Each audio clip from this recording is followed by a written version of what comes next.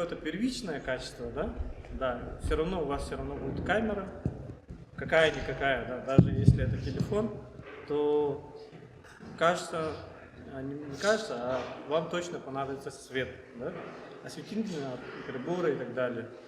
И тут важно понимать некие технические характеристики по освещению, чтобы делать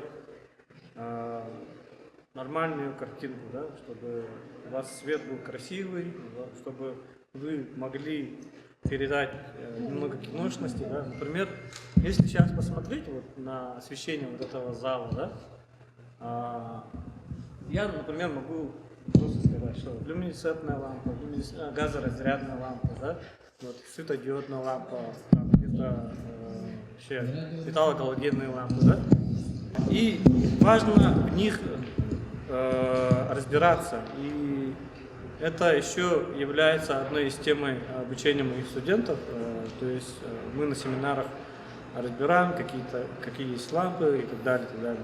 Есть еще разные разновидности ламп, открытые, закрытые, да. Например, если я посмотрю вот на эту лампу, которая светит и бьет в меня глаза, да, я бы ее не использовал без, например, диффузии, да.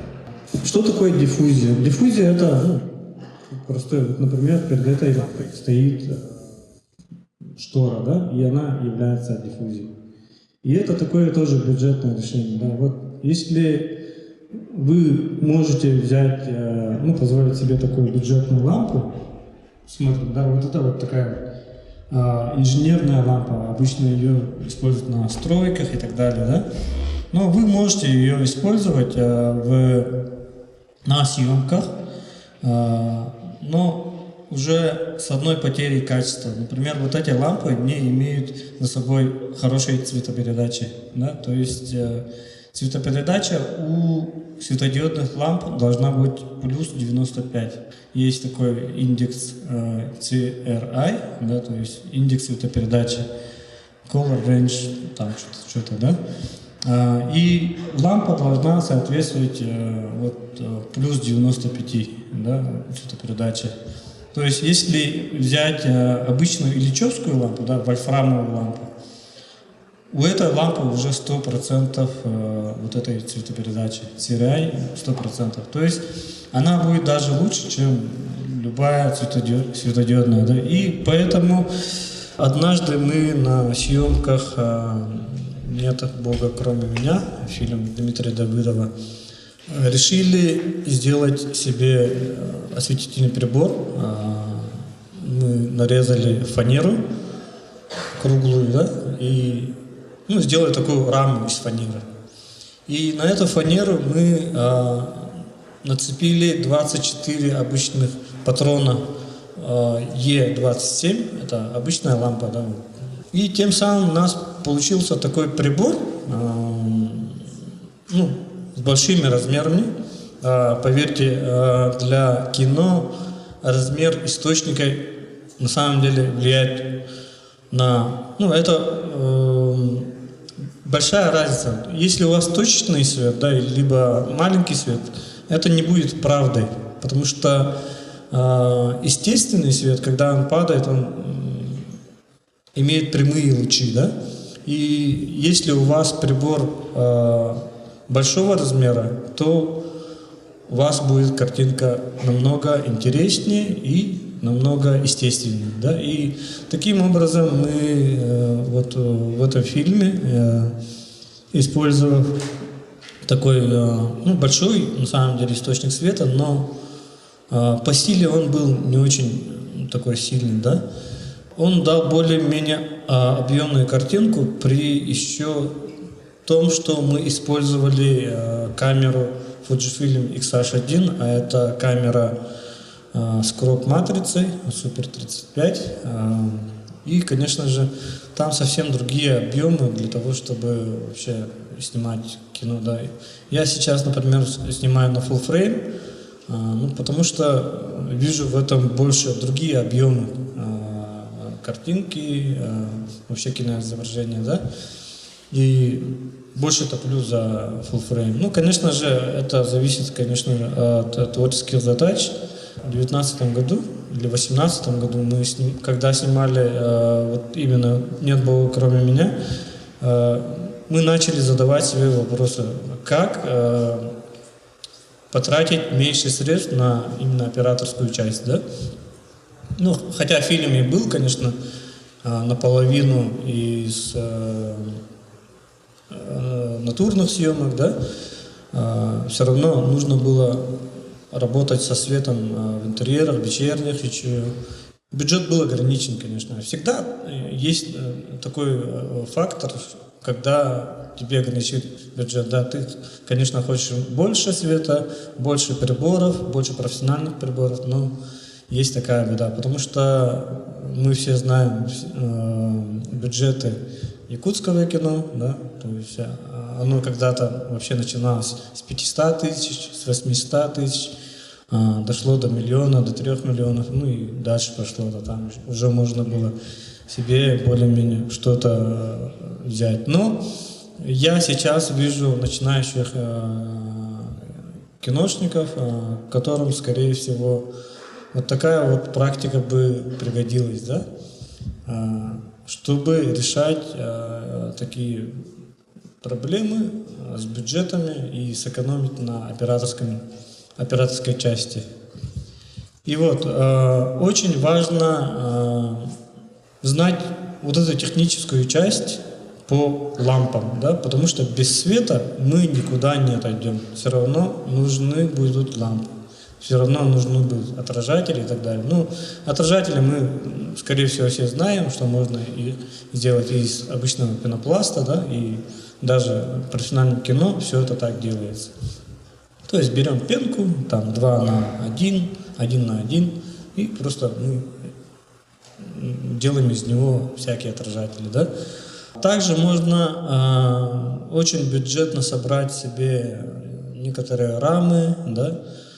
Я даже делал свои чертежи по рамам, которые есть в Сахафильме. Ну, я смотрю просто железки, да, такие, из профилей и так далее. И попробовал на 3D-программе сделать эти чертежи. Они у меня есть, если что, вы можете обратиться ко мне, я вам их отдам. И вы можете обратиться в любую там сварочную компанию, где варят металлы, и сделать себе любые там железные штуки, да. И когда мы снимали, например, «Агент Мамба», нам нужен был автогрипп, который вообще экономит время, быстро ставится на машину, да. А до этого мы постоянно собирали эти автогриппы из труб, там, из всяких дорогих таких грипп-наборов, да. И я взял и заказал такую штуку, которая крепится на дверь машины. Собрали из железа, обычного такого 2 на 2, по-моему, трубы квадратные такие. Обошлось это в 7 тысяч. И так как фильм был вообще насыщен сценами автомобилей, да, и так далее, очень много времени мы на этом сэкономили. Времени и денег на самом деле. Потому что когда ты арендуешь набор, там, грипп-набор, там, из состоящих мотилиний, там, липучек и так далее, из труб, да, это все равно выливается в какую-то сумму, потому что они все равно считаются каждый раз по сменам, да. Например, один мотилиний, наверное, стоит 200 рублей, да. На 5 дней это уже 1000 рублей, а у тебя там, например, 5 мотилиний, да? Ну и вот умножай. И получается, за все это я получил вечный инструмент, который практически не ломается, потому что это железо, да? И я сейчас за вот такие вот решения, да, когда мы можем сами сделать себе технику. Какую-никакую технику мы можем точно сделать, потому что у нас есть уже ребята, довольно серьезно занимающиеся разной техникой, да, хорошей качественной сваркой и так далее. Если вы знакомы с этими ребятами, в принципе, можно вот сплотиться, скинуться и сделать что-нибудь полезное для ну, для ваших съемок, для определенных задач, да, и потом еще это арендовать. Например, вот мой автогрипп понадобился на нескольких проектах. Я заказывал фрост-рамы, вот такие рамы на сколько там, 48 дюймов, да, и они тоже, в принципе, сохранились, они сейчас во второй школе. И вообще вот такие решения, например, с проекта на проект, когда ты арендуешь у определенной компании, да, вот давайте мы закажем вам вот эти 3 рамы, но зато вы мне, например, вот эти вот аккумуляторы дадите бесплатно.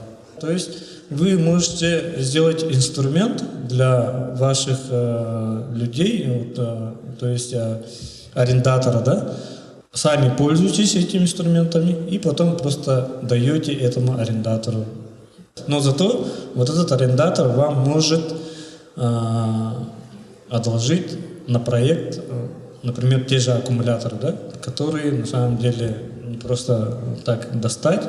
Например, один аккумулятор от Свит. Такой аккумулятор, например, примерно стоит 50 тысяч. Да? А вы заказали, например, 3 фрост-рамы по 3000 рублей. 9 тысяч. Вот это бюджетное решение, ребята. Это мой вам личный совет, когда вы можете на своих проектах сэкономить, но также добавить вот этой всей индустрии, вот этой всей движухи, инструменты, да, которыми вы будете потом еще раз используете и так далее. Да. И, в принципе, если вы хорошо общаетесь с такими же ренталами, которые сейчас отдают технику на аренду, вы можете уже брать с большой скидкой. Вот когда мы начинали снимать кино и вообще снимали в 18-19 году, да, Сахфильм нам давал технику практически бесплатно иногда, да, потому что мы ее либо дополняли чем-либо, либо вот были такие договорные отношения именно с продюсерской стороны, да. Раньше вообще была какая-то доля даже, да, кассовая.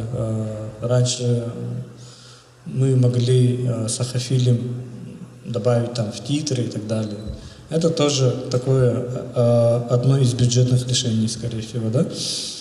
Чтобы знать вообще, на какую камеру работать, нужно очень часто читать про эти камеры, да. То есть вы должны разбираться практически во всех характеристиках камер, которые вы используете. Например, чем отличается, например, обычный Canon 5D Mark III от того же Fujifilm X-T3, там, X-T4, да? Дело в потоке информации, который обрабатывает камера. Очень важно вообще, скорее всего, работать с пропускной способностью камеры, да, и сколько она обрабатывает. Ну, почему у нас есть, например, 4К, и 4К, например, максимум снимает на 50 кадров в секунду, да? Но есть редкие камеры, которые снимают 4К, например, 120 кадров в секунду. Это же, ну, простая математика, и, скорее всего, мы должны это знать, да? Но чаще всего я сейчас использую только 24 кадра в секунду и очень редко обращаюсь к такой скоростной съемке, да? Мне важнее всего получить картинку с хорошим потоком в том же 4 или 6К, нежели чем получить в таком же разрешении ниже поток, да? И это был одним из основных факторов, когда мы снимали тот же «Нет Бога кроме меня», потому что в то время Fujifilm X-H1 был одной из лучших камер по именно передаче информации в 4К. В принципе, сенсор соответствовал практически тем же камерам ARRI по размеру, да, но не по, скорее всего, технологии цветопередачи и так далее. Там, если покопаться, это вообще такие дебри, да, в которые можно зайти. Если у вас интерес есть, это вообще очень открытая информация, да, чтобы изучить. Она на самом деле не скучная, инженерию надо знать, чтобы знать так же, как и можно сэкономить, да.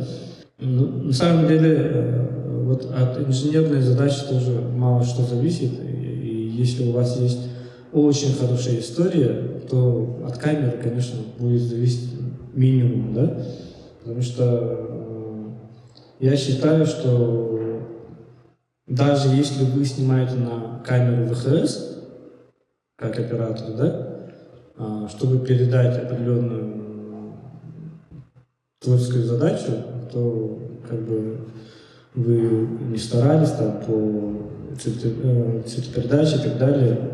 Главное снимать это при хорошем освещении и придерживаться определенных операторских навыков, да, по композиции, да, по визуальному рассказу и так далее. Давайте мы сейчас перейдем к вопросам. Пускаете ли вы то, что можно снять красиво на телефоне? На телефон, конечно же, можно снимать очень красиво, очень круто. Сейчас, например, вот последний iPhone позволяет писать ProRes на SSD и так далее, да. Но тут дело, знаете, в чем? Я посмотрел последнее сравнение iPhone именно, да, и каких-то последних камер, да, например, Canon R6, даже на Red, да, Red и iPhone.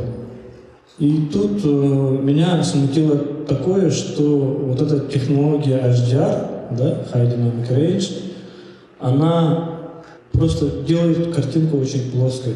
Да. Например, если я сниму это даже на тот же Mark III, да, Canon, у меня картинка будет намного объемнее.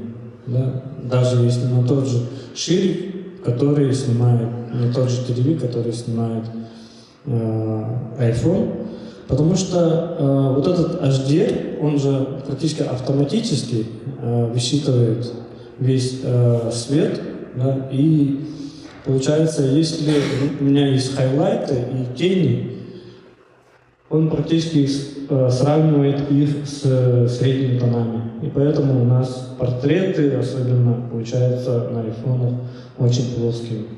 И тут вы, скорее всего, можете потерять некоторую часть по творческой задаче, там, драматургии света можете потерять, да?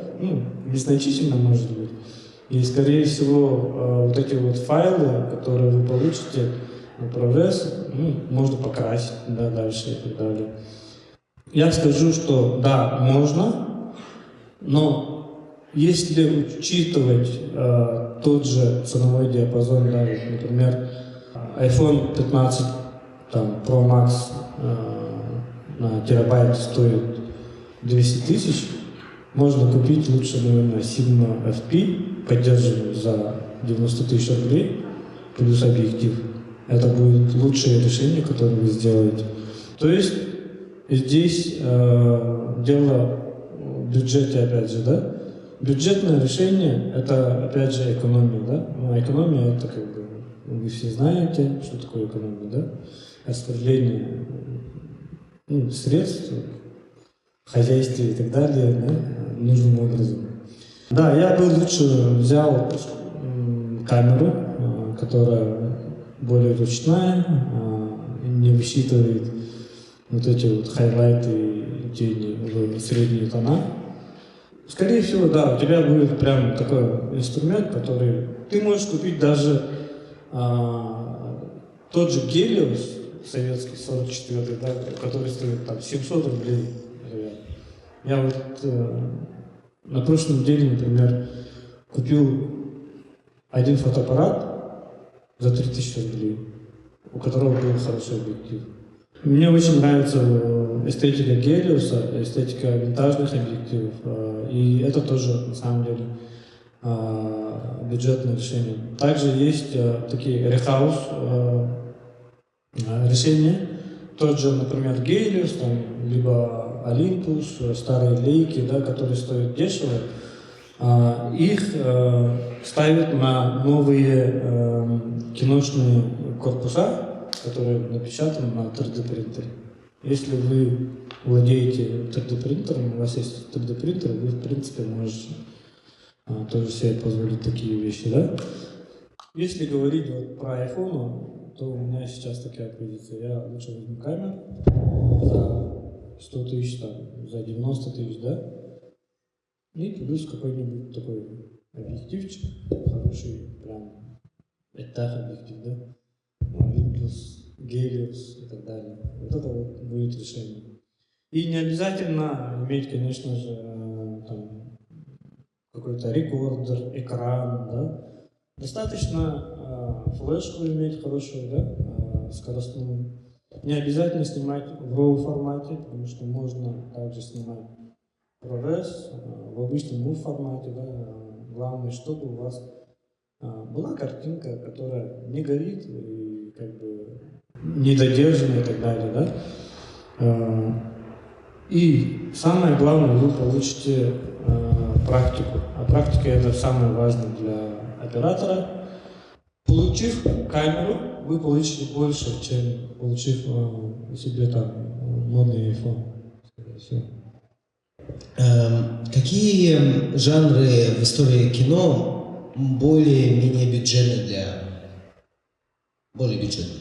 Ну, скорее всего, это ужастики, потому что одним из самых таких бюджетных решений и известных фактов, да, в истории кино, это был фильм «Ведьма из Блэр», да, которая практически была снята в бытовую камеру. И есть такой не жанр, а стиль съемок кино «Догма» 95 где-то, да? Да, Ларс фон Триер. И этот жанр, не жанр, а стиль съемок подразумевает, что вы просто ходите с камерой, такой, да, хэндикам. Вы снимаете такое полудокументальное кино, да, документари и так далее. В принципе, почему нет? Это тоже стиль, это тоже кино. И оно бывает замечательным, да? Когда я посмотрел, например, в таком стиле фильм «Монстра», кто не смотрел «Монстра»? Кловерфилд. Очень крутая, да, мне очень понравилось. И фильм снят прямо на самом деле на профессиональной камере, профессиональные операторы все делают, но сделают так, что начинается вечеринка, у одного из друзей есть камера, и он снимает везде, да, и кино происходит через эту камеру. И мне кажется, такой стиль, да, можно использовать, и это очень хороший вопрос, и это тоже является частью бюджетного решения. Но, опять же, мы не забываем про свет, потому что любая камера нуждается в свете, да? И в свете хороших ламп, да? Если у вас, например, будет какая-нибудь дешевая там, люминесцентная лампа, то, скорее всего, вы потеряете картинку в бараке зеленого спектра. Сколько человек надо для бюджета фильма? Так, еще раз. Сколько человек надо для бюджета фильма? Сколько человек для бюджета фильма? Это странный вопрос. Сколько человек? Вы имеете в виду, наверное, скинуться или как? Вообще бюджет, он появляется, когда у тебя есть сценарий. Без сценария невозможно высчитать бюджет, потому что сценарий, он требует как раз-таки определенных действий, да? Определенного планирования, что и как потратить. Например, сколько у нас актеров, сколько мы потратим на этих актеров денег, сколько еды они скушают, да? Сколько у оператора, там, помощников будет, какая камера будет, какой объектив будет. Все это деньги, и что-то можно, конечно, бесплатно получить, что-то все равно придется за деньги. Да? Еду точно не будете брать за деньги. Даже если вы компания из 10 человек и хотите безумно снять кино, кушать вам все равно придется, да? И как-то, ну, основной бюджет, наверное, в первую очередь надо считать еду, потому что без еды никуда. Наверное, первые фильмы это, ну, практически все работы с творческим объединением «Детсад», они были очень бюджетные. Но даже когда мы начинали работать с Димой Давыдовым, это тоже бюджетное было. Бюджеты были до 1 000 000 рублей, 800 тысяч, 500 тысяч и так далее. Но это, считайте, на компанию из 15 человек, это очень маленькие деньги. Ну тогда мы работали очень сильно на энтузиазме. Ну и до сих пор, скорее всего, мы работаем на нем. Считайте, что вот 15 лет назад у нас практически ничего же не было. Никаких камер там. Мы снимали на кассету, да, извините. А эти кассеты стоили, не хухрынукали, там, 2500 одна кассета стоила. А камера стоила 250, по-моему, если не ошибаюсь, да? И плюс так какие-то еще. Ну, были друзья, которые помогли и так далее. Да? Я за первый фильм получил 30 000 рублей. Ну, это для меня были деньги тогда. И получал я эти деньги за работу 9 месяцев. Я 9 месяцев болел за это кино, чтобы оно вышло. И полностью практически отдавал себя этому проекту. Ну, он как-то вышел, немножко показался где-то. Это кино любят. Давайте немного о энтузиазме. Да? Это тоже, на самом деле, бюджетное решение бывает. Да? Ну да, энтузиаст просит меньше. Если у вас горит сердце там, и так далее, то, скорее всего, вы попросите меньше, либо даже бесплатно отработаете. Есть такое, да? Ну, найдите друга, который хочет снять кино. Да? Найдите человека, который будет снимать кино. Это тоже бюджетное решение. И когда вы покажете себя именно как энтузиаст, тогда и победите, например, вот на таком фестивале, вас сразу заметят. Например, где тут Никандр? Никандр, ну вот. Его заметили здесь. Да? Андрей его заметили тоже через этот фестиваль. Оператор, который в прошлом году, да, получил операторский приз, или позапрошлом году. Да. Ну, это реальный трамплин, который позволяет энтузиастам стать реально такими уже не бюджетными киношниками. То есть получать бюджеты от реальных там, от того же СНН, питчингов и так далее. То есть это не пустые слова, это не пустая идея, это все работающие идеи.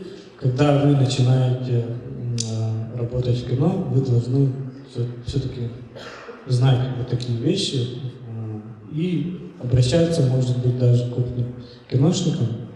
И благо у нас есть очень много всяких групп, да, и у меня есть одна большая группа в Телеграме, где вы можете общаться с киношниками спокойно, ну, в открытую, да, и можете обмениваться опытом. Такой вопрос. Про звук можете ли что-нибудь рассказать? Там, например, мокюментари, да? Можно снять удобнее на удочке, либо же там петличкой? Ну, я вообще ни разу не звукачил, да, потому что я практически глухой на одно ухо. Поэтому, как показывает практика, да, вот удочка — это лучшее решение. Да? Это направленная удочка, и она всегда за кадром. То есть ты не цепляешь петличку, которая постоянно сползает, либо там где-то трется и так далее. Да? Вот это лучшее решение. И когда она еще на радиоканале, это вообще, это шикарное, по-моему, решение. Да, и со звукачами тоже нужно также общаться. Ну, я не могу по звуку ничего сказать. Я просто вижу, как ребята работают и как они не попадают в кадр. О, хороший вопрос. Ну, комбинированные съемки это такое такая тема широкая сейчас, да, и, скорее всего, очень актуальная, потому что, знаете, что сейчас уже появились такие технологии, вот XR-экран, да, можно какие-то вещи делать с расширенной реальностью, да, но никогда не забываем о хромакее, да. Ну, хромакей, ну, это простые вещи, это просто такая ткань. Самое важное, чтобы она была очень хорошо освещена, да, и имела строгий спектр света. Это очень важно. Когда мы учились, нам как раз-таки давали вот эти лекции, мне очень хорошо зашли эти лекции, что потом я практически не ошибался на этих съемках по хромакеям, да, и мне очень нравится. Комбинированные съемки также имеют такую тему, как масштабирование, да, или масштабность. Например, если вы снимаете какие-то макрообъекты и хотите объединить их с большими объектами, то нужно там уже рассчитывать по масштабности объективов и так далее. Да? Это тоже очень хорошая тема, которую стоит, скорее всего, изучать. То есть, опять же, еще зависит от сенсора, от входного отверстия объектива и так далее. Да? Ну, хромакей мы все знаем, да, что это такое. Это просто экран, который просто потом вырезается. Да? Это не значит, что нужно хромакей и объект освещать одинаково. Объект нужно как раз-таки отрабатывать так, чтобы у вас задник, который потом будет, он соответствовал с картинкой. И поэтому я вам рекомендую снимать снимать вот этот фон в первую очередь, да, и потом уже дорабатывать объект, который вы туда будете ставить. Потому что очень частая ошибка, когда давайте снимем на хромакее и что-нибудь туда поставим. Это ошибка.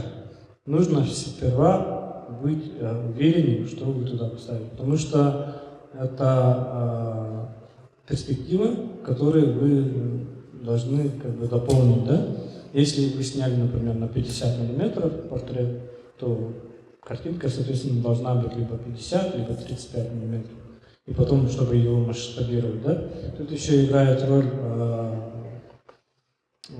разрешение камеры. Если вы снимали на 4К, вы можете снять на 6К, на более широкий вид. И у вас уже будет масштабированный по заднику. Самое главное в вашей жизни, вы работаете все время с женщинами, так сказать. Кино делают женщины. Сценарий делают женщины. Как надо снимать женщину? Ваше правило. Большую часть фильмов я снимал с мужиками, на самом деле. Но у меня очень много студенток, да, вот студентки. Ну, на самом деле нету строгих правил, потому что это творчество, да. И у нас всегда будут творческие задачи. И у нас всегда будут характеры, типажи. Ту же Пугало, например, мне было интересно снимать и на широкий объектив, чтобы ее лицо было такое безобразное немного, да, потому что такой образ. Также было интересно ее снимать на среднем объективе, потому что у нее была огромная драма, да, определенный свет ставить. Всегда по-разному, тут нету определенного правила. Да, лучше не стоит снимать, скорее всего, женщину, если это очень красивая женщина, на телевик или на длинный фокус, да, потому что тут перспектива уже ломает всю физиологию лица. Ну, это такое правило фотографа, скорее всего, да, и есть много примеров, когда вы снимаете женщину на телевик, то лицо становится более крупным, да. Я, например, очень люблю объективы 24 мм, либо 32, либо 35. Там и средние объективы, которые мне очень нравятся. Также экспериментирую с широкими углами. Ну, телевик я немного отторгаю сейчас. Это только, скорее всего, касается дальних планов, ну, либо каких-то специальных планов. А все, что касается человека, это уже близко к среднему объективу, потому что мы видим человека так, да? То есть вот, своими глазами они у нас на самом деле очень широко смотрят, да? То есть если вот так вот сделать, я вижу свои обе руки, да, просто у нас есть фокусирование определенное. И это фокусирование как раз-таки очень сильно работает в драматургии, с восприятием человека. И, ну, я вот люблю давать такой пример на мастер-класс. Посмотрите на рядом сидящего человека, насколько вы можете приблизиться, да, и вы почувствуете, насколько вы близки, да. И это стоит почувствовать в кино тоже, да. Например, очень крупные планы, например, можно снять там мелодраме и так далее, да. То есть близость человека, да, к другому человеку и так далее. Вот, например, у меня так, дальний план, там, где-то общий план, средний план. Вот насколько ты близок, и тем я определяю вот эти планы, крупности и так далее. Спасибо большое. Иван Семенов, кинооператор, оператор постановщик. Спасибо большое.